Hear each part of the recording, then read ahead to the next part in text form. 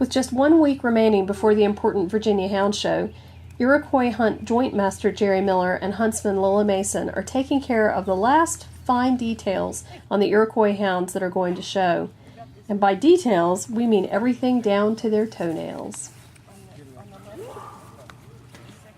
You want to trim an errant toenail can make a toe look bad.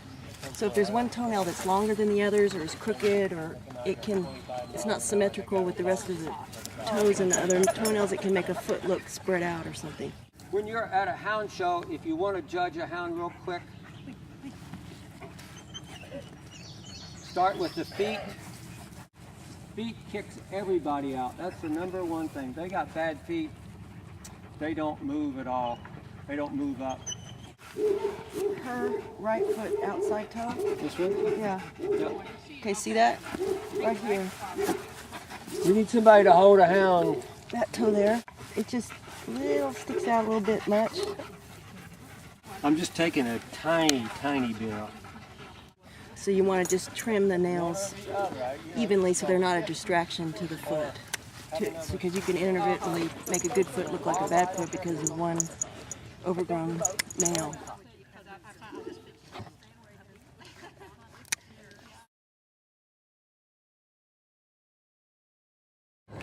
Attention to detail even applies to the kind of biscuits that Lila tosses in the ring for the hounds.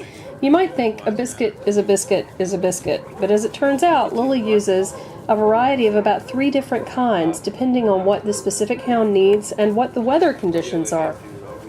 Some of the young hounds don't see the biscuits as well, so I try to, again, use the round ones that bounce a little bit in the grass. Mm-hmm. So if they didn't quite see it go through the air when it bounces on the grass or on the board, you know, it'll bounce. Again, sometimes the flat biscuits don't bounce, but the advantage to the flat biscuits is they don't take very long to eat.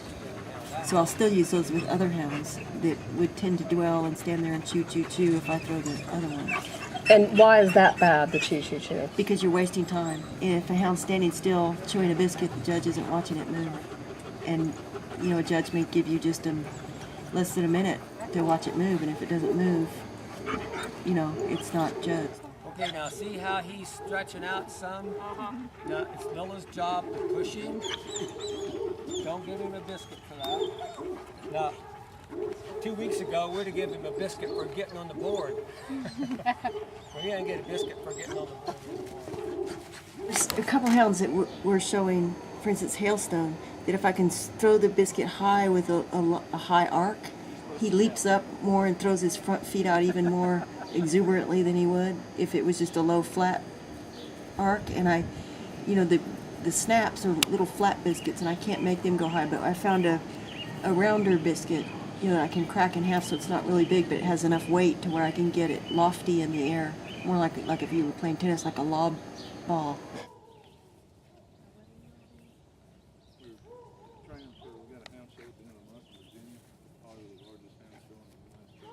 Another one that's sort of in a heart shape, and they're lighter in color and a lot heavier.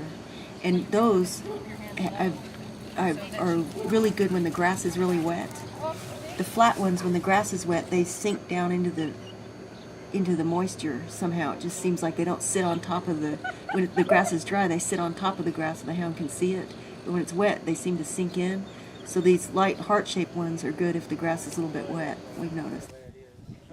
Practiced different times of the day when the sun is different and when the moisture was different and different weather conditions, and we've just learned that a variety helps.